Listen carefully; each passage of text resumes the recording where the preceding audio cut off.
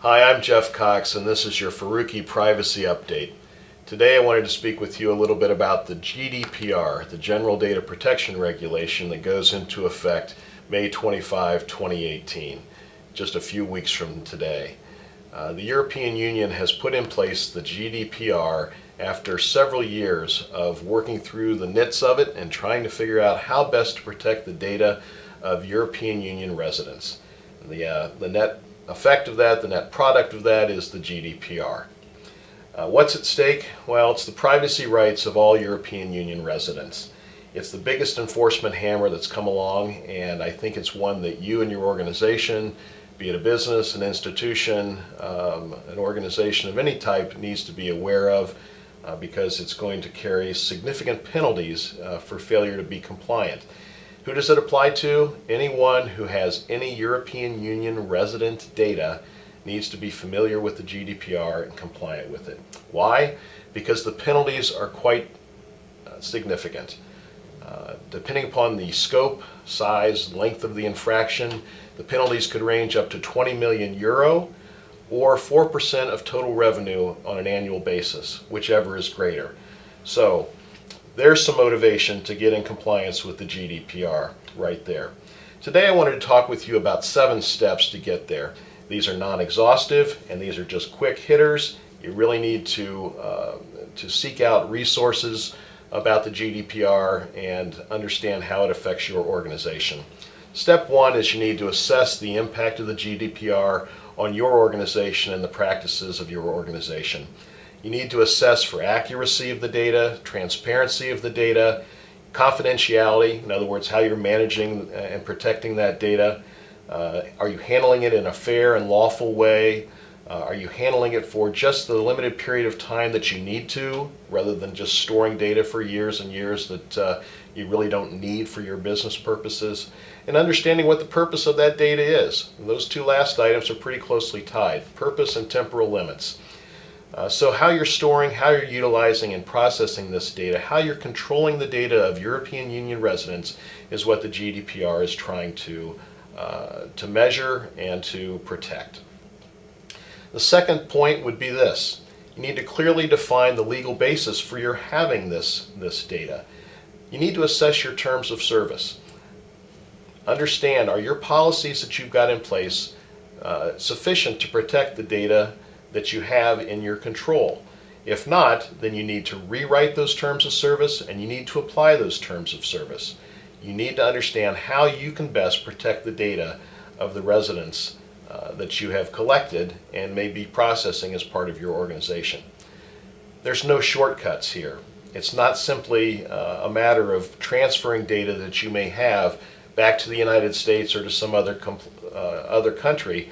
The European Union is going to make sure that you are protecting the data and complying with privacy shields that are in place to make sure that you're not simply moving it elsewhere so that you can be outside of the GDPR. It's most practical, I believe, to deploy the GDPR regulations across your organization now as opposed to down the road. We don't know whether or not the GDPR is going to be applied in other countries in some other form, but oftentimes the European Union, when it comes to data protection, is the leader. So perhaps it's the time now to get your organization inside the guardrails of the GDPR, because it will apply regardless of whether it's EU resident data or data of some other residents around the world. Item 3, integrate the data across your daily operations. You need to enact and enforce the policies and procedures that you have in place to protect this data. If you're doing so, then you're taking a big step towards GDPR compliance. One of the GDPR's requirements is the implementation of a data protection officer position. You need to put someone in charge of this whole exercise, and it's a top-line C-suite type of responsibility. Imagine a CFO for data protection. That's what the GDPR expects of you. They're wanting to make sure you understand the importance of data protection. It's a board level, C-suite level responsibility under the GDPR. Item 4, you need to have processes in place to respond to consumer requests. The European Union says that the data is not mine to manage if I'm an organization. It is the data resident, is the data that belongs to you as a resident of the European Union. It's your data. So if I have your data and you don't want me to have it, the EU says that under the GDPR, you can ask for that data back, or you can ask at least to understand how I'm using that data and ask me to modify that if necessary.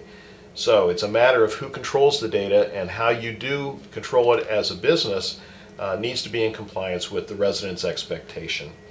Item 5, data breaches. We've always said for years now, it's not a matter of if but when.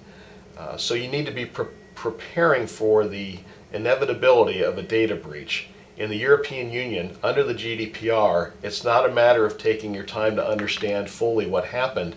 You have 72 hours within which to report a data breach to the Data Protection Authority and to notify the residents whose data has been impacted.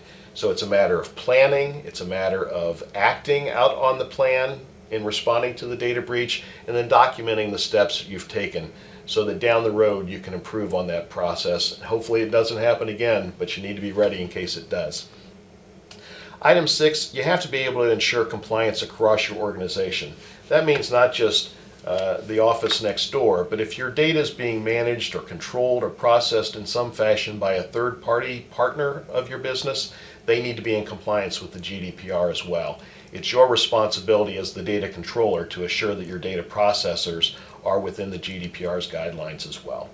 And item last, you need to self-check regularly. This is an iterative process. We don't know how the enforcement of the GDPR is going to be handled because it's not yet online. So you need to be constantly reassessing to make sure that you're inside the guardrails of the GDPR. I'm Jeff Cox. Thanks very much.